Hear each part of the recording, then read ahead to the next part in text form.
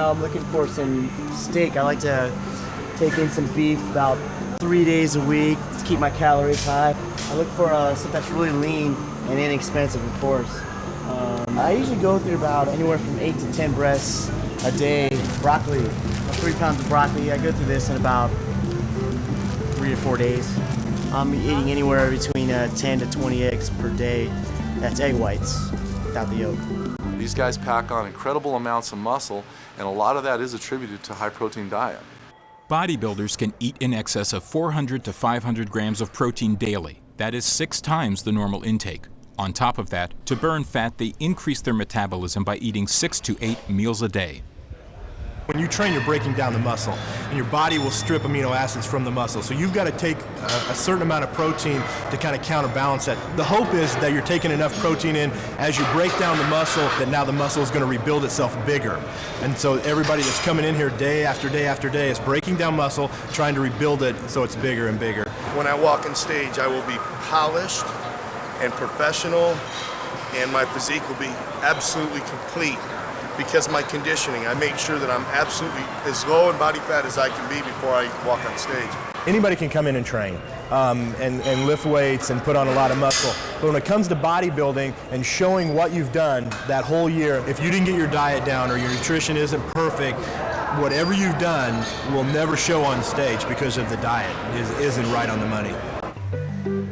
The diet is very expensive. Eating chicken and beef every day, it adds up. And if you don't have sponsors, it's very hard.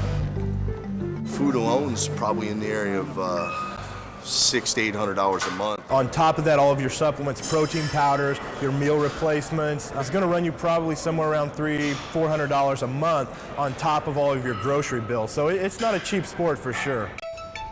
Supplements are very important to bodybuilding, whether you're a professional bodybuilder or an amateur just starting out.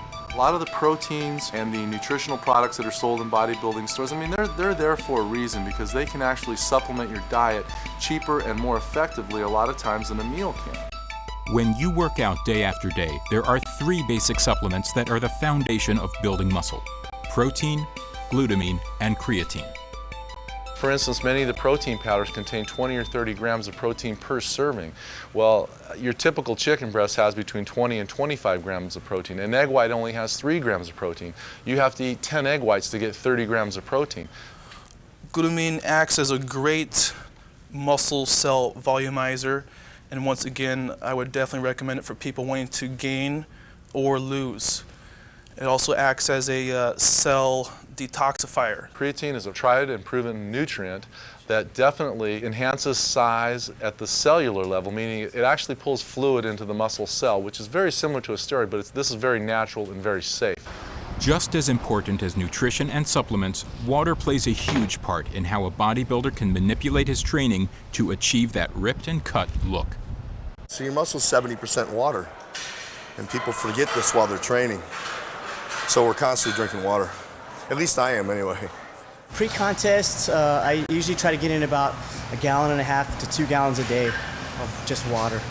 More water in means more water out. It's the best natural diuretic there is. Water is a huge part. You can be very, very lean, between 3 and 5% body fat, but if you've got a little tiny bit of fluid in the subcutaneous layer of your skin, all of a sudden it has like a blur to the muscle. The less water you have in your system and the less fat you have on your body, you'll show more muscular definition. And there's another part to it too. It's called vascularity, where the blood vessel network in parts of the body stands out as well. The goal for most bodybuilders is, like you see, like in the gyms, the anatomy chart, wanting to achieve that paper-thin look so you can see every individual striation of muscle. Basically, striations are when you flex, you can see all the muscle fibers. I would say the last 24, 48 hours up until the show isn't the most healthy part of it, but it's a very short period of time. You go to extremes in preparing for competition, like water depletion and extreme low carbohydrate diets and getting very dehydrated. You're gonna feel bad. A lot of guys will go 18 to 20 hours with no water whatsoever. What usually ends up happening is they're just drinking so much water, and then when they stop it, they just stop it. If you think you're in the worst shape of your life on stage, what's everybody else going to think? You have to feel good. You have to feel good about yourself, and you have to feel energy. The physical sacrifices that athletes choose to endure can eventually cause permanent damage to their internal organs. Why take the risk? But some bodybuilders take it too far, because everyone wants to win. Everybody's looking for that little edge. And it's very difficult because if you're slightly off on the day of the competition, you're talking about a whole year training down the toilet. It can make a difference from 4th place to 1st place. They would resort to anything, not bodybuilders, everybody, to get to be the best they could be. Anything to be the best? To win? The use of steroids in all sports is the dirty little secret that is not so secret anymore. What we do for a living is show off our muscle. And it's obvious what we're doing to get that way. Muscle Mania World Championships, only the best are here. Natural bodybuilding enthusiasts have gathered in Anaheim, California for the 10th annual Muscle Mania Natural Bodybuilding Championships.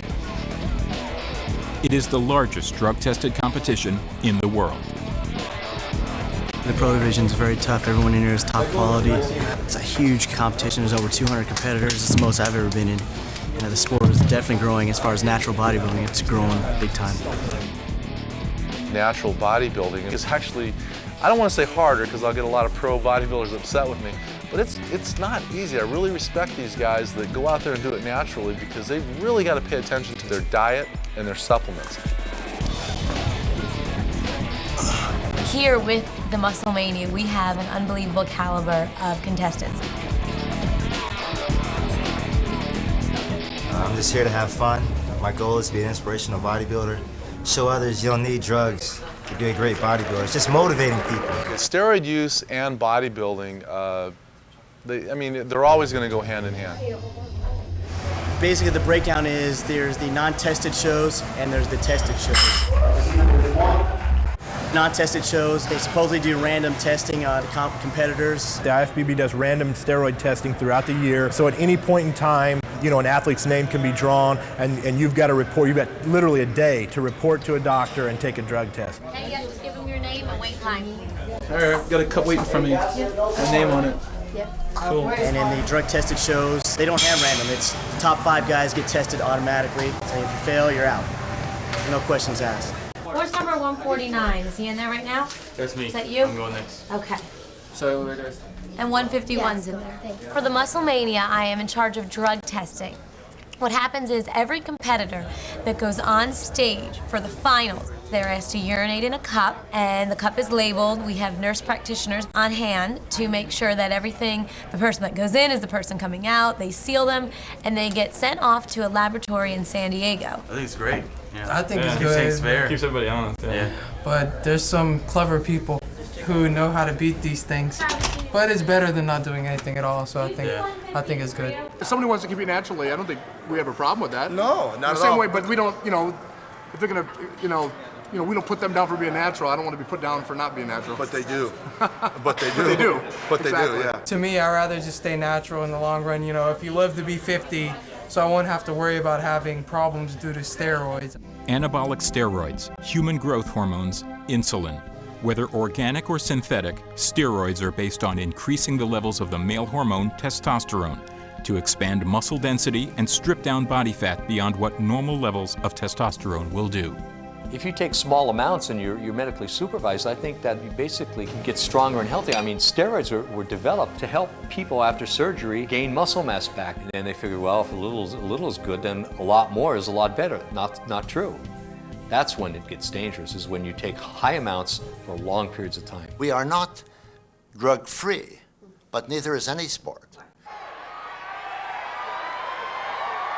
If anyone thinks that there's no drugs in all sports, they're living in a vacuum. Everybody's doing it. That makes playing field level. Yeah, absolutely. It is a level playing field. And how are you gonna guarantee that nobody does it? We do drug tests. We drug test for substances that we can detect. And you can't detect everything. There's so many things you cannot detect that they don't even have tests for. Any steroid or diuretic is not acceptable, and if for some reason that comes up, when the urinalysis is done, the finalist does get boosted out of their position. Thank you. Everybody is using it. It's unfortunate, Liddy, and I'm the most unhappiest person. I wanted people to live a good, healthy life.